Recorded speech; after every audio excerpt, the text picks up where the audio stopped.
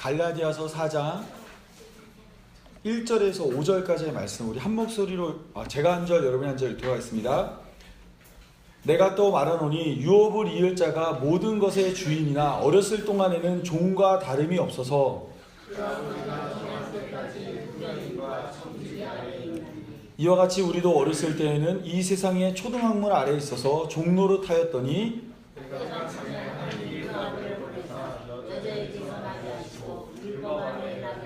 같이 읽겠습니다. 율법 아래에 있는 자들을 속량하시고 우리로 아들의 명분을 얻게 하려 하십니다. 아멘. 우리 지난 시간 하나님의 말씀에 대해서 함께 배웠습니다. 이때 우리가 배웠던 내용들을 살펴보면 하나님을 안다고 하나님을 믿는다고 말하면서 하나님에 대해서 모르는 것은 하나님을 믿는다는 말이 거짓말이고 가짜라는 것을 말해줍니다. 때문에 우리는 하나님을 믿는다고 할 때 하나님에 대해서 분명하고 명확하게 알아야만 하나님을 믿는다라는 말을 할 수 있습니다. 그렇다면 하나님을 아는 방법은 어떤 게 있었죠? 세 가지가 있었죠. 첫 번째는 자연과 역사를 통해서 하나님을 알 수 있습니다. 하나님을 알만한 것들을 세상 만물 가운데 만들어 놓으셨습니다. 하지만 사람들은 하나님을 알만한 것들을 통해서 하나님을 알지 않고 오히려 마음이 허망해져서 하나님을 알라고 주신 것들을 우상으로 만들어 버렸습니다. 두 번째로 하나님을 알기 위한 방법은 무엇이었냐면 기적과 이적을 통해서 하나님을 아는 것입니다. 많은 사람들은 하나님의 초월적인 능력이 나타날 때 그것들을 통해서 하나님을 깨닫고 하나님을 알 수 있습니다. 그런데 기적을 통해서 하나님을 알게 되면 그 다음부터 하나님을 볼 때 뭐만 바라게 되죠? 기적만 바라게 되는 것입니다. 예수님이 오병이어의 기적을 행해서 사람들을 먹였더니 사람들이 예수님을 따라다니면서 원했던 것은 만나였지 예수님 그 자체는 아니었다라는 겁니다. 세 번째로 하나님을 아는 방법은 성경입니다. 우리는 성경을 통해서 하나님을 알 수 있습니다. 하나님은 성경을 통해 하나님의 뜻을 사람에게 알려주셨습니다. 하나님은 죄로 인해 구원받을 수 없는 자들을 하나님의 은혜와 예수 그리스도의 보혈로 구원하신다는 내용들을 이 말씀에 적어서 우리에게 주셨습니다. 때문에 우리는 다른 것들이 아니라 성경을 읽으면 읽을수록 우리의 믿음이 더 굳건해집니다. 왜냐하면 성경에는 수많은 죄인들이 등장하는데 하나님의 놀라운 은혜는 바로 그와 같은 자들을 구원했고 그렇다면 나도 구원할 것이라는 사실을 깨닫기 때문에 우리는 말씀을 읽으면 읽을수록 더 굳건한 믿음을 가질 수 있게 되는 것입니다. 오늘 여러분과 함께 우리에게 주어진 이 말씀, 특별히 오늘은 구약 성경을 중심으로 하나님이 이 구약 성경을 통해 우리에게 무엇을 말하고자 하는가를 저 함께 살펴보았으면 합니다. 예수님은 구약 성경의 마지막 책인 말라기 후 400년의 시간이 흐른 뒤에 이 땅에 오셨습니다. 이 400년 동안 하나님이 아무런 말씀을 하지 않았다고 해서 침묵기라고도 하고 신약과 구약의 중간에 있다 그래서 중간기라고도 말하는 이 시기를 보낸 후에 예수님이 베들레헴에 찾아오셨습니다. 예수님이 이 땅에 내려온 시기에 대해 바울은 오늘 본문에서 뭐라고 말하고 있죠? 때가 참해라고 말하고 있습니다. 때가 참해라는 말을 통해서 바울은 하나님의 작정과 계획이 드디어 예수님을 통해 시작되었음을 말해주고 있습니다. 그런데 이때 때가 참해라는 말을 하기 이전에 그 상태를 뭐라고 말하고 있냐면 율법 아래서 종살이하는 삶이라고 말하고 있습니다. 예수님이 오시기 이전의 상태가 무엇이냐면 율법 안에서 살아가는 삶이라고 밝히고 있는 것입니다. 우리 한번 오늘 본문을 잠깐 한번 볼까요? 4절, 5절 한번 읽어보도록 하겠습니다. 오늘 본문 4절, 5절입니다. 다 같이 읽겠습니다. 시작.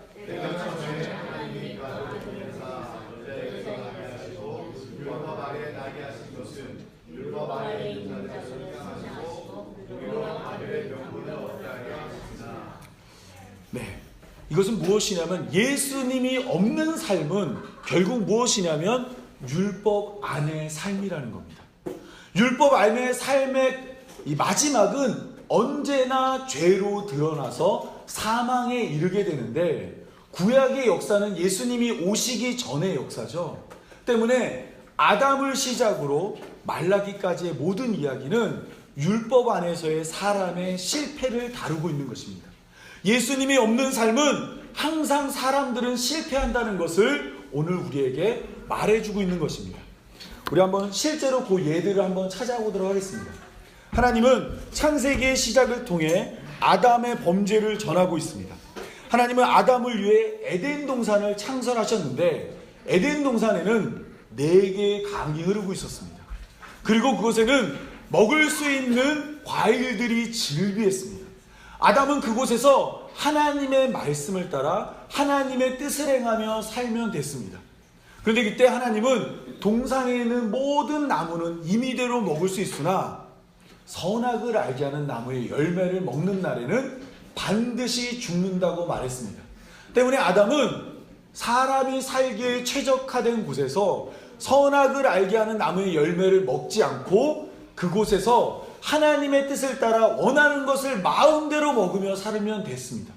그런데 사람이란 존재는 하나님이 하지 말라는 것이 단 하나밖에 없음에도 바로 그것을 함으로 죄를 범하게 된 것입니다.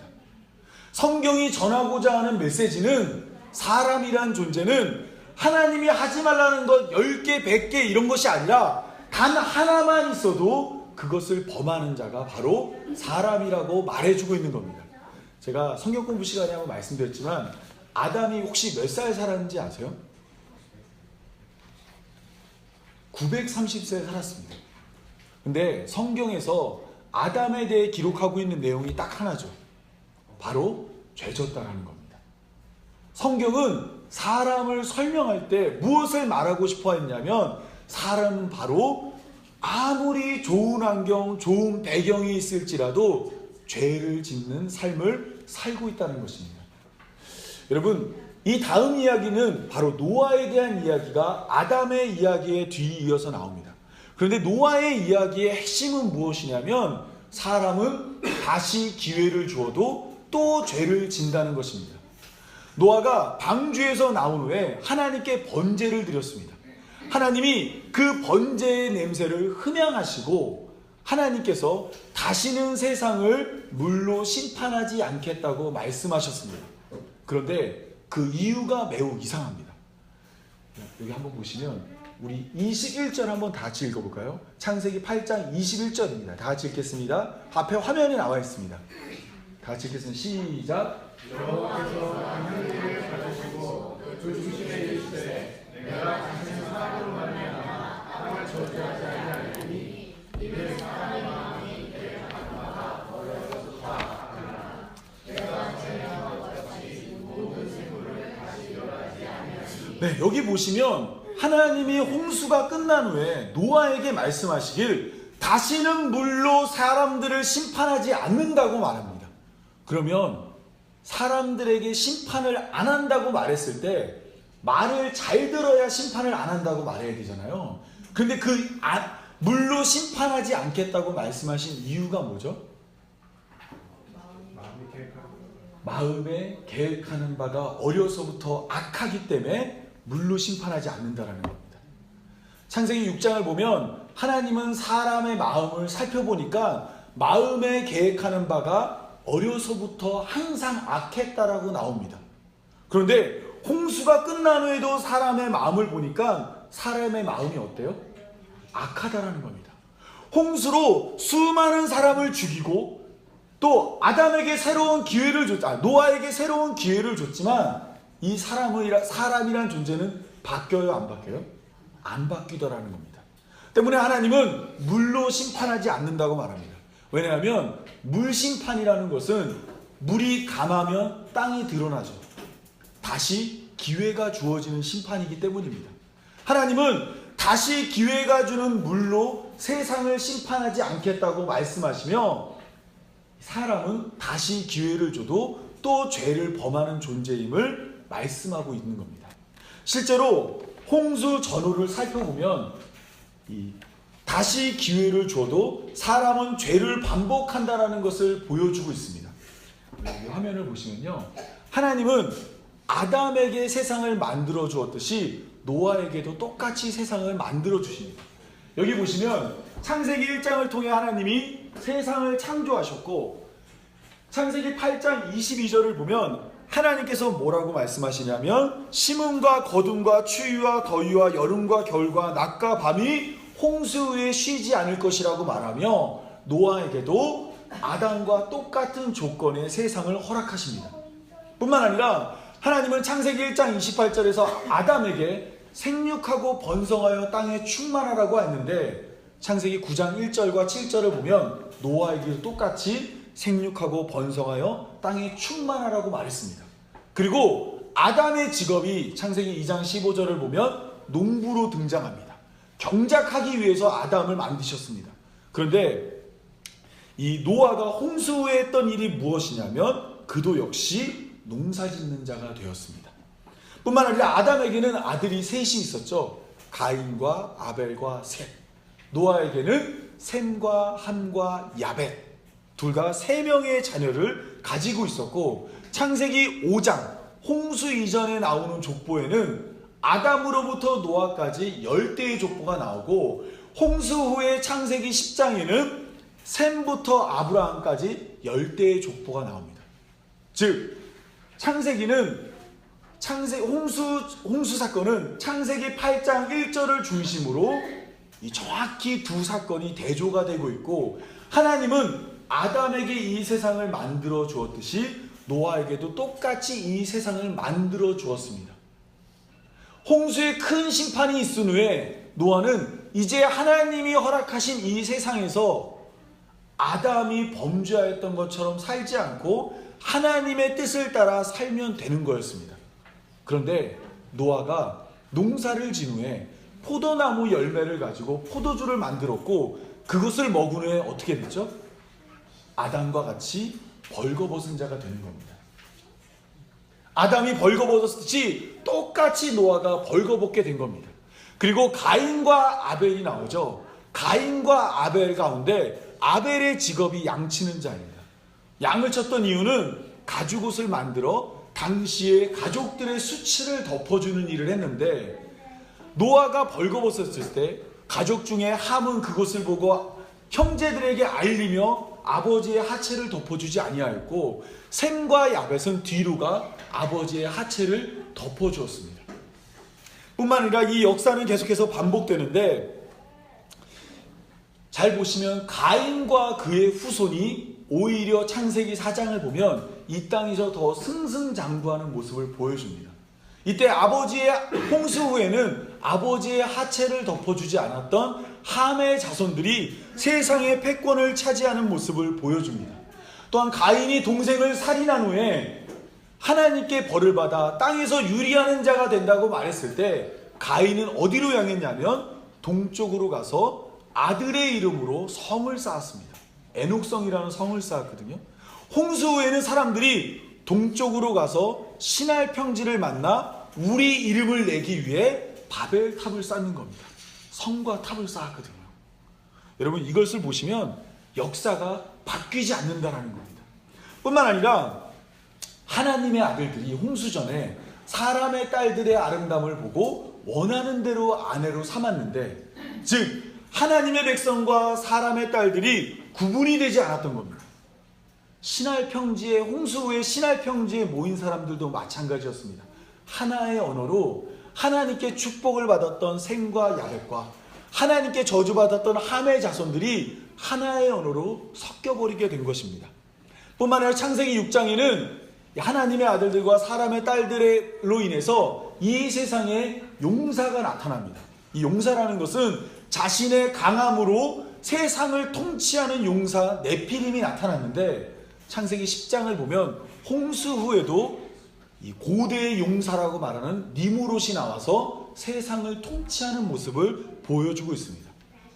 이와 같은 모습들은 홍수를 전후로 사람이란 존재는 다시 기회를 주면 또 죄를 짓는다는 것을 말해주고 있는 겁니다.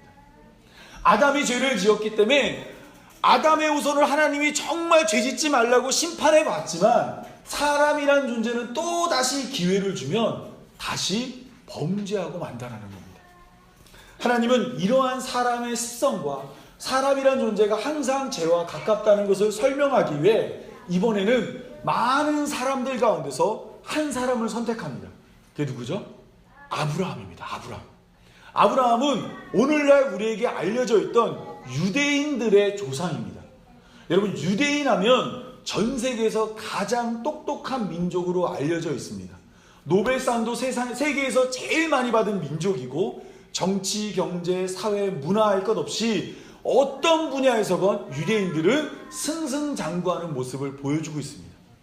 하나님은 바로 이와 같은 유대인들을 선택해서 하나님의 율법을 주고 이것을 지켜서 하나님의 백성이 되라고 하셨습니다.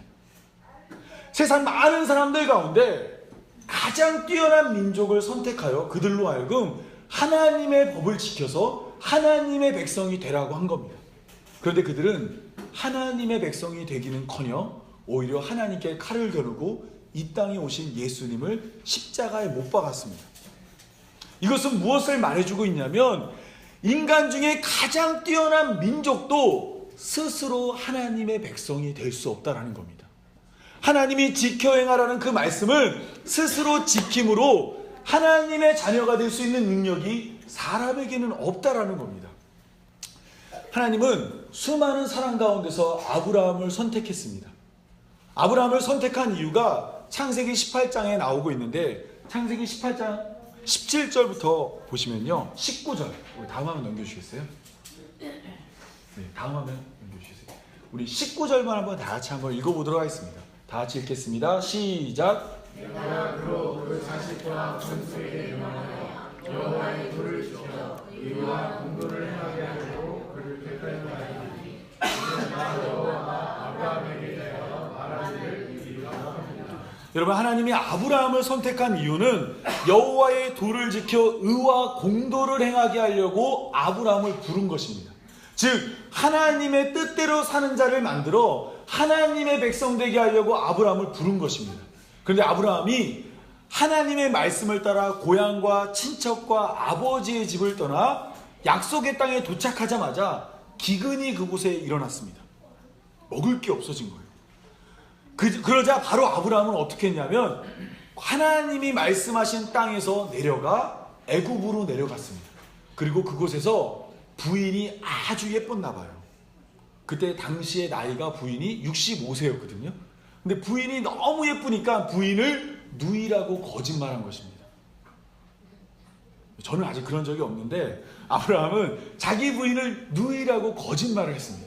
그리고 난 후에 아브라함은 그곳에서 하나님이 약속하신 자녀를 기다려야 했음에도 불구하고 10년 정도 기다렸는데 자식이 없자 여종과 동침하여 이스마엘을 낳았습니다. 뿐만 아니라 이 아브라함은 그랄 땅에 머물 때도 또다시 아내를 누이라고 속여서 두 번이나 이 언약의 자녀를 낳아야 했던 사라를 다른 남자에게 넘기는 일을 두 번이나 했습니다. 여러분, 이와 같은 일들은 그의 자녀에게도 반복됩니다. 앞서 살펴본 것처럼 노아 시대에 보여준 것처럼 사람의 죄는 반복되었는데 아브라함의 아들 이삭도 그랄 지역에 머물며 그의 아내를 다시 한번 누이라고 속여 그랄 왕 아비멜렉에게 뺏길 뻔한 위기를 맞이하게 됩니다. 이삭의 아들 야곱도 마찬가지입니다. 야곱도 여호와의 도를 지켜 의와 공도를 행하는 삶을 살아야 했음에도 불구하고 야곱은 하나님이 태중에서 그를 장자로 선택했음에도 불구하고 자신의 힘으로 장자가 되기 위해 형으로 자신을 위장하고 아버지를 속여서 장자의 축복을 받아냅니다. 거짓말을 통해서 하나님의 복을 얻으려 했던 것입니다. 여러분, 이때 야곱에게 이 거짓말은 부메랑이 되어서 다시 날라옵니다. 야곱은 도망을 갔는데 하필이면 누구에게 갔냐면 삼촌 라반에게 갔습니다. 이 삼촌 라반은 거짓말의 대가 중의 대가입니다. 왜냐하면 7년을 일해서 아내를 얻었는데 첫날 밤을 지내고 딱 보니까 아내가 원하던 아내가 아니라 그의 누이가 누워 있는 거예요. 수줍게. 그래서 7년을 더 일하게 만들었습니다. 뿐만 아니라 품값을 10번이나 속여서 야곱이 많은 돈을 벌지 못하게 만들어 버렸습니다. 뿐만 아니라 야곱은 거짓말을 통해서 그의 인생에 큰 슬픔을 맞이하게 됩니다. 야곱이 가장 사랑했던 아들이 요셉이었는데 형제들이 요셉을 질투해서 아버지에게 요셉이 죽었다고 거짓말을 한 것입니다. 애굽의 총리가 된 요셉은 또 애굽의 총리가 돼서 거짓말을 통해 요셉을 대신하여 사랑한 베냐민을 야곱에게서 빼앗아 옵니다. 여러분, 이러한 과정을 통해 야곱은 매우 힘든 삶을 겪게 되었고 또한 그 스스로가 하나님의 백성 될 수 없음을 인생을 통해 보여줬습니다. 가는 곳마다 범죄하고 가는 곳마다 죄를 짓고 하나님의 뜻대로 살지 않았음을 보여준 것입니다. 때문에 하나님은 이러한 야곱의 자녀들을 애굽 땅에 가두셨습니다. 요셉을 통해 처음에 들어갈 때는 환영을 받으면서 들어갔지만 요셉을 알지 못하는 왕이 등장하며 이스라엘 백성들은 애굽에서 종살이를 시작한 것입니다. 이때 하나님은 애굽에서 고생하며 힘겹게 신음하는 자들의 소리를 들으시고 아브라함과 이삭과 야곱과 했던 약속을 기억하여 그들을 건져내기 위해 모세를 선택하여 이스라엘 백성을 애굽에서 건져내었습니다. 계속되는 죄에도 불구하고 하나님은 이스라엘에게 다시 기회를 준 것입니다. 애굽에 살며 애굽의 법을 따르던 자들에게 이제는 하나님의 법을 주고 하나님의 법을 따라 살도록 하였습니다. 이를 통해 애굽의 종이었던 자들이 하나님 나라의 백성이 될 수 있도록 하였습니다. 하지만 저희가 이미 지난 시간에 살펴본 것처럼 이스라엘 백성들은 하나님의 법을 받아서 광야에서 하나님의 법대로 삶을 증명해야 했음에도 불구하고 40년 동안 그들은 하나님의 법대로 살지 않았습니다. 원망과 불평과 불신을 통해서 하나님의 법을 따르지 않는 자들임을 그들이 스스로 광야에서 증명한 것입니다. 때문에 그들은 이번에도 하나님의 백성이 될 수 없었습니다. 율법을 주시며 이것을 지키면 하나님의 백성이 된다고 말했지만 이스라엘 백성들은 그 율법대로 살지 않은 겁니다. 이때 하나님은 다시 한번 이스라엘 백성들에게 은혜를 베풀어 여호수아를 통해 약속의 땅에 들어가도록 하였습니다. 약속의 땅에 들어갈 때 하나님은 여호수아를 통해서 이렇게 이야기하십니다. 우리 다음 한번 보시겠어요? 여기 보시면 7절, 8절 한번 읽어보도록 하겠습니다. 다 같이 읽겠습니다. 시작. 오직 강하고 극히 담대하여 나의 종 모세가 내게 명령한 그 율법을 다 지켜 행하고 오르나 좌우나 치우치지 말라. 그리하면 어디로 가든지 형통하리니 이 율법책을 내 입에서 떠나지 말게 하며 주야로 그것을 묵상하여 그 안에 기록된 대로 다 지켜 행하라. 그리하면 내 길이 평탄하게 될 것이며 내가 형통하리라. 하나님은 약속의 땅에 이스라엘 백성들을 은혜로 넣어주며 하나님의 말씀대로 살라고 이야기했습니다. 그런데 이스라엘 백성들은 약속의 땅에 들어간 후에 사사시대를 맞이하며 하나님을 왕으로 삼지 않고 자기 소견에 옳은 대로 살기 시작한 겁니다.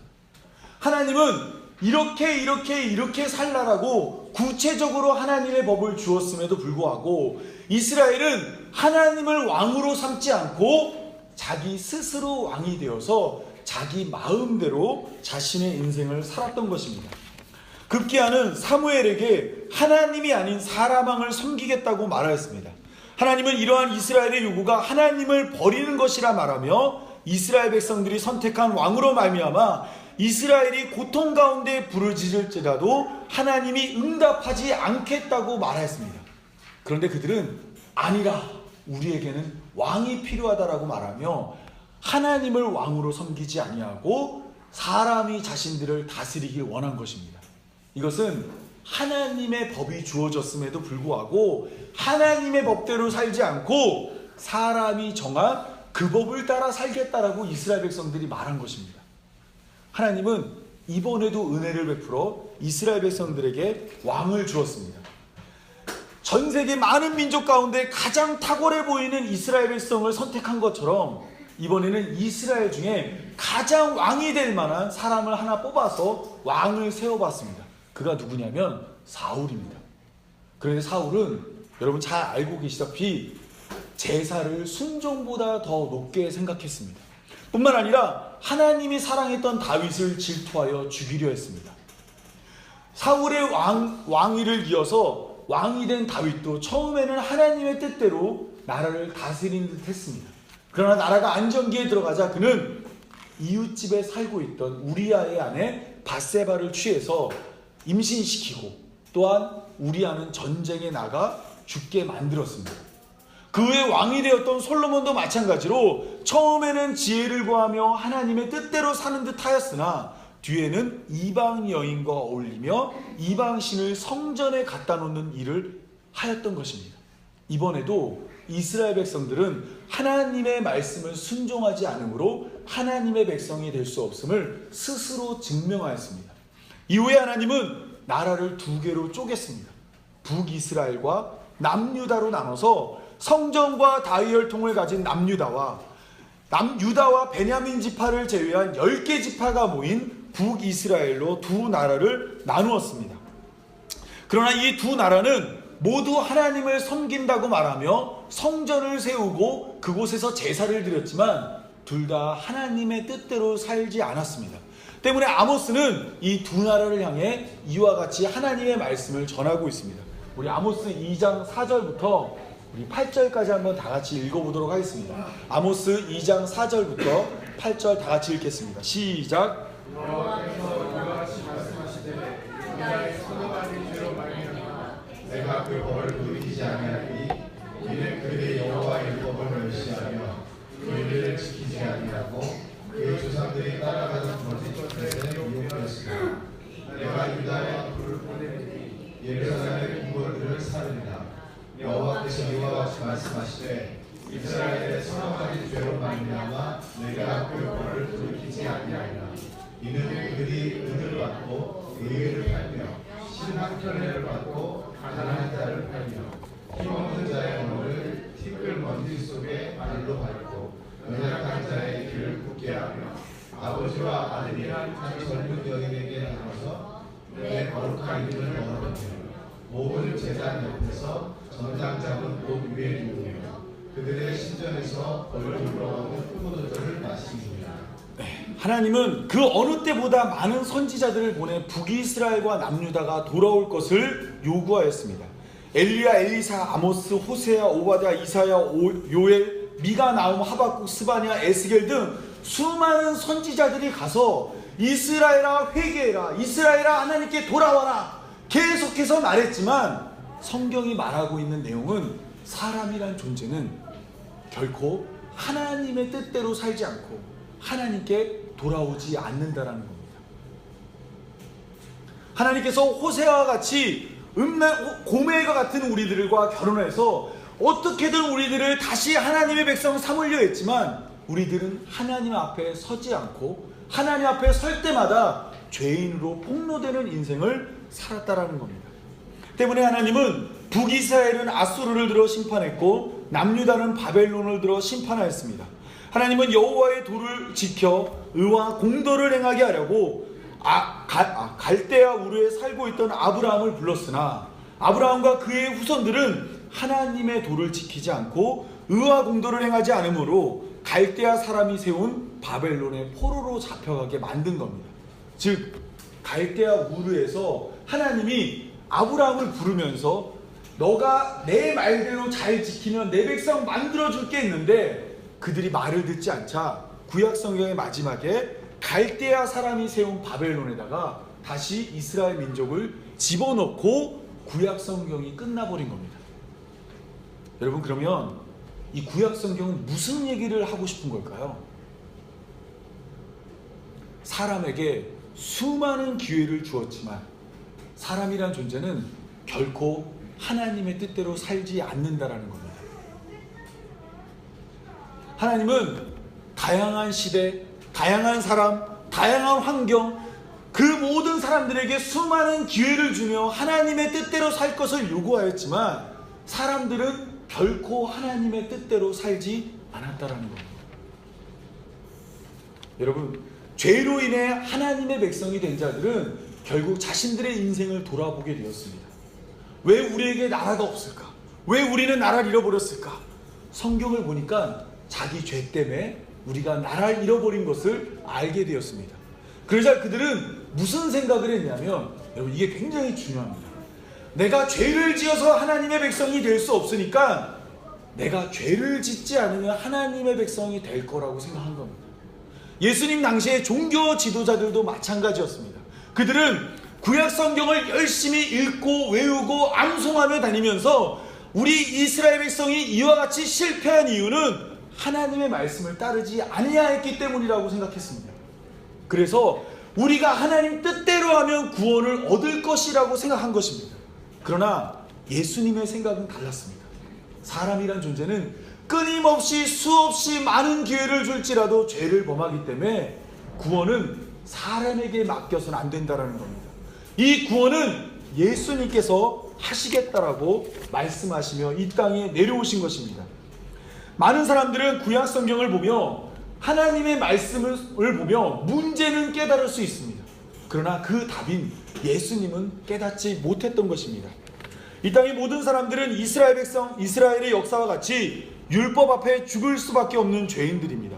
하나님은 이러한 사실을 깨달을 수 있도록 가장 뛰어난 민족인 이스라엘에게 율법을 맡기고 그것을 지켜 행할 수 없음을 세상이 깨닫도록 하였습니다. 하나님은 수백 번, 수천 번, 수만 번의 기회에도 계속해서 죄를 반복함으로 결국 나라를 잃어버리고 다른 나라의 종이 되어버리는 역사를 반복하는 이스라엘의 모습을 통해 율법 앞에 죽을 수밖에 없는 자를 예수님을 통해 구원하시기 원합니다. 사람에게 맡겨진 구원의 처절한 실패 앞에 자신의 생명을 죄인을 위해 줄 수 있을 만큼 전능하신 하나님의 열심으로 우리를 구원하길 원하십니다. 하나님은 천하 만민 가운데 예수님의 이름을 제외하고 구원을 얻을 만한 다른 이름을 우리에게 주신 일이 없기 때문입니다.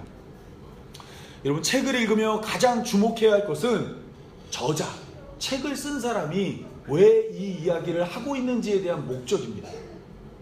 우리는 이 책을 읽을 때, 성경을 읽을 때 하나님이 왜 우리에게 이 성경을 주었는지를 깨달아야 합니다. 하나님은 큰 그림을 가지고 우리를 구원해 가시는 하나님의 의도를 이 성경을 통해 우리에게 주셨습니다. 하나님의 뜻과 계획을 모른 채 현미경으로 들이댄 성경은 쓸데없는 오해와 왜곡을 낳게 합니다. 오직 하나님의 열심으로 구원하겠다는 하나님의 계획과 상관없는 사람의 수고와 열심을 불러옵니다. 따라서 오늘 우리는 이 성경이 말하고 있는 바와 같이 한 걸음 뒤에서 하나님의 큰 그림을 바라보고 오늘도 우리를 구원하기 위해 일하시는 하나님의 말씀 앞에 자신을 살피는 성도분들이 되었으면 좋겠습니다.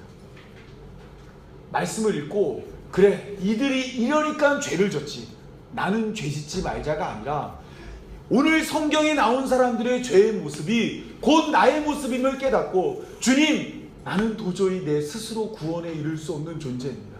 하나님, 아담과 같이 그렇게 좋은 환경에서도 죄를 짓는 아담의 모습이 곧 나의 모습이고, 노아와 같이 다시 기회를 줘도 죄를 짓는 자가 곧 나의 모습이고, 아브라함과 이삭과 야곱과 같이 죄를 짓는 자가 곧 나의 모습이며, 이스라엘의 불순종이 곧 내 모습임을 주님께 고백하며, 주님, 이런 나를 구원하여 주옵소서. 나의 구원은 오직 주님밖에 없습니다. 막다른 길에 돌아선 나의 삶은 오직 예수 그리스도밖에 없음을 고백하는 성도분들이 되었으면 좋겠습니다. 예수님이 찾으시는 분은 바로 이 말씀을 통해 자신이 죄인임을 깨달은 자입니다. 건강한 자에게는 의원이 쓸데없듯 여러분, 죄가 없다고 말한 자에게는 예수님이 필요가 없는 겁니다. 때문에 갈라디아 2장을 보면 율법으로 구원받으면 예수님이 헛되이 죽었다라고 말합니다. 여러분, 우리의 구원은 오직 예수님밖에 없습니다. 이 예수님을 날마다 깨닫고 또 이 말씀을 통해서 예수님의 그 구원을 간절히 갈망하는 우리 성도분들이 되길 바라며 제가 기도하고 오늘 말씀 맺도록 하겠습니다. 기도하겠습니다.